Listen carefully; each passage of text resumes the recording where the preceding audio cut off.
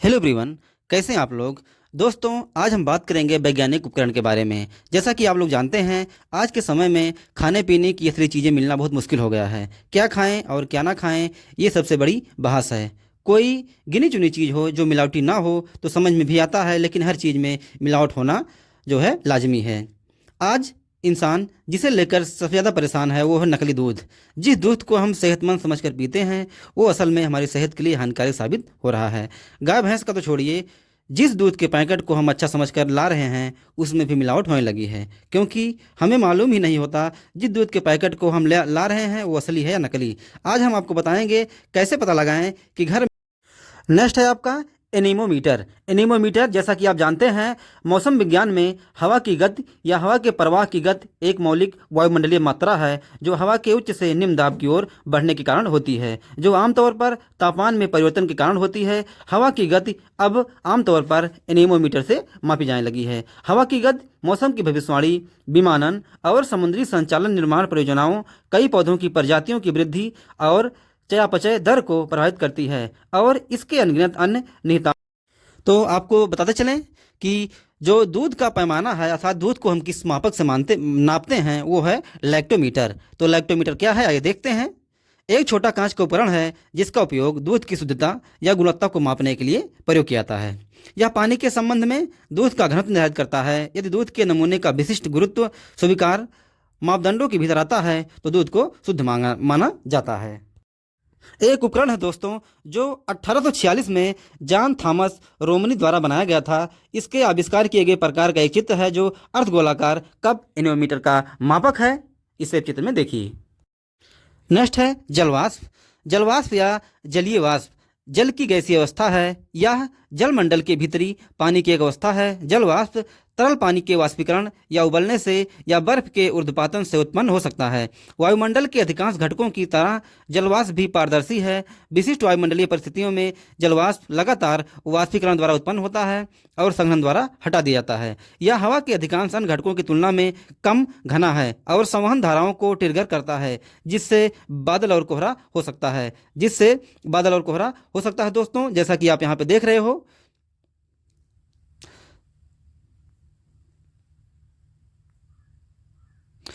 अदृश्य जलवाष्प संघनित होकर तरल वर्षा की बूंदों के दृश्यमान बादल बनाती है।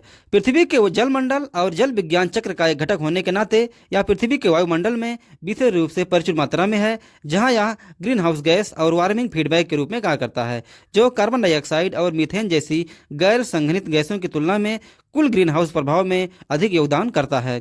भाप के रूप में जल वाष्प का उपयोग खाना पकाने और घर के लिए औद्योगिक क्रांति के बाद से ऊर्जा उत्पादन और परिवहन प्रणालियों में एक प्रमुख घटक के रूप में प्रयोग होता रहा है। नेक्स्ट है विद्युत धारा। विद्युत धारा को एम्पियर में मापा जाता है।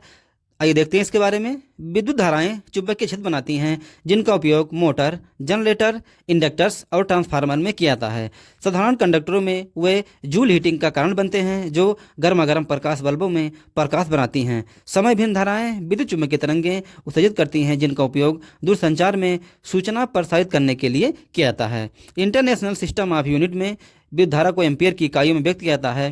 कभी कभी इसे एएमपी प्रतीक और ए भी कहा जा सकता है, जो प्रति सेकंड एक कूलम्ब के बराबर होता है। एम्पियर एक एसआई आधार इकाई है और विद्युत धारा अंतर्राष्ट्रीय मात्रा प्रणाली आईएसक्यू में एक आधार मात्रा है। विद्युत धारा को एम्परेज के रूप में भी जाना जाता है और इसे एमीटर नामक उपकरण का प्रयोग करके नापा जाता है। एक साधारण विद्युत परिपथ जहां धारा को अक्षर आई द्वारा दर्शाया जाता है। एल वोल्टेज भी प्रतिरोध आर और करंट आई या एल के बीच संबंध भी बराबर आई आर है। इसे ओम का नियम भी कहा जाता है। विद्युत धारा जो है आवेशित कणों जैसे इलेक्ट्रॉनों या आयनों का एक प्रवाह है जो विद्युत कंडक्टर या स्थान के माध्यम से चलता है। इसे किसी सतह के माध्यम से विद्युत आवेश के प्रवाह की शुद्ध दर के रूप में परिभाषित किया गया है। गतिमान कणों को आवेश वाहक कहा जाता है, जो चालक के आधार पर कई प्रकार के कणों में से एक हो सकता है।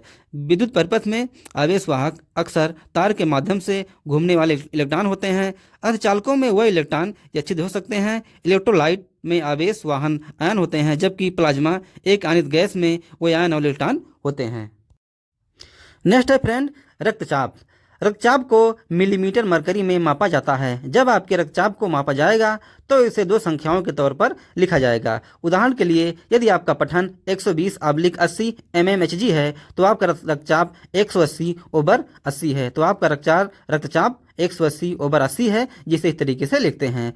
रक्तचाप रक्त वाहिनियों में बहते रक्त द्वारा वाहिनियों की दीवारों पर द्वारा डाले गए दबाव को कहते हैं। धमनियाँ वह नलिका है जो पंप करने वाले हृदय से रक्त को शरीर के सभी ऊतकों और इंद्रियों तक ले जाते हैं।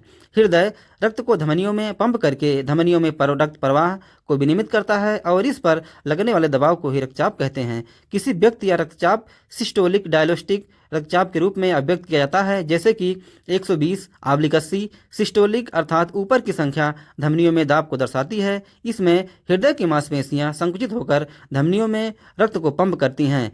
डायलोस्ट रक्तचाप अर्थात नीचे वाली संख्या धमनियों में उस दाब को दर्शाती है जब संकुचन के बाद हृदय की मांसपेशियां शिथिल हो जाती हैं। रक्तचाप हमेशा उस समय अधिक होता है। देखिए, एक उपकरण है रक्तचाप मापी। रक्तचाप मापने के यंत्र को रक्तचाप मापी कहते हैं। आइए देखते हैं कि ब्लड प्रेशर चेक करते वक्त इन बातों का रखें ध्यान। आधा घंटा पहले अल्कोहल और निकोटीन लेने से बचें। ब्लड प्रेशर नापते समय आराम से सीधे बैठ जाएं और कुछ मिनटों के लिए पैर सीधे रखें।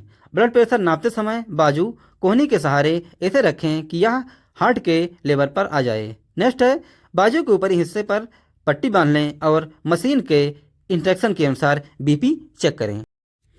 नेक्स्ट हमारा जो साइंटिफिक इंस्ट्रूमेंट है वो है थर्मामीटर। आइए देखते हैं इसके बारे में।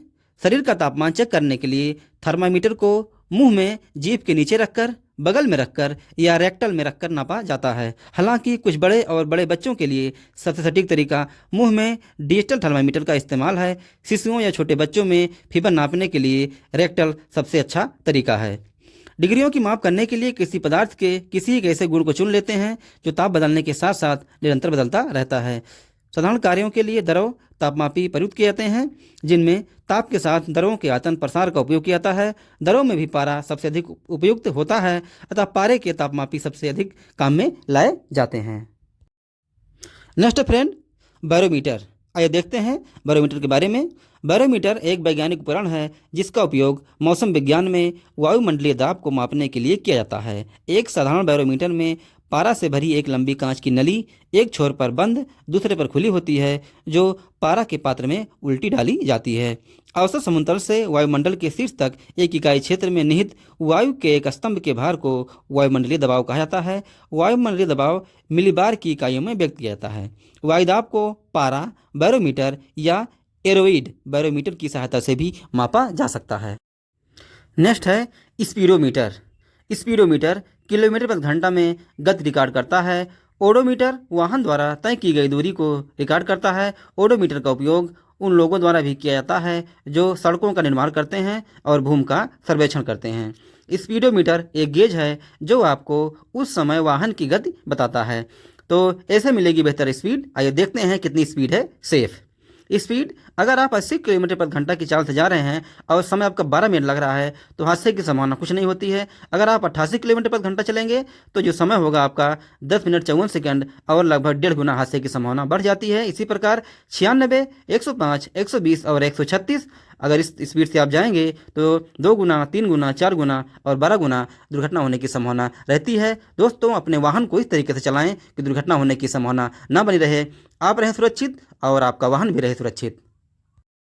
इसे में आगे देखते हैं कि शरीर का जो तापमान है वो कितना होना चाहिए। तो अगर इसको सेल्सियस में आप मापेंगे तो 37 डिग्री सेंटीग्रेड और आप फ़ारेनहाइट में मापेंगे तो 98 पॉइंट कुछ 6 फ़ारेनहाइट समथिंग ऐसा हो सकता है। समान तापमान और असमान तापमान, इनमें अंतर देखते हैं।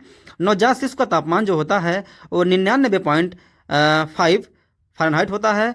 3 से 10 साल के बच्चे का जो तापमान होता है 95.9 से 99.5 फ़ारेनहाइट तक हो सकता है और जो वयस्क होते हैं उनका 97.6 या 99.6 फ़ारेनहाइट हो सकता है। असमान तापमान की स्थिति में नवजात शिशु 104.4 अंश फ़ारेनहाइट या उससे ज़्यादा, 3 से 10 साल के बच्चे 102.2 अंश सेल्सियस या फ़ारेनहाइट से ज़्यादा, वयस्क 104 अंश फ़ारेनहाइट या उससे ज़्यादा 95 डिग्री या फ़ारेनहाइट से कम भी हो सकता है। तो दोस्तों, वीडियो में बने रहने के लिए आपका धन्यवाद। आपका दिन शुभ हो। Thank you. नमस्कार।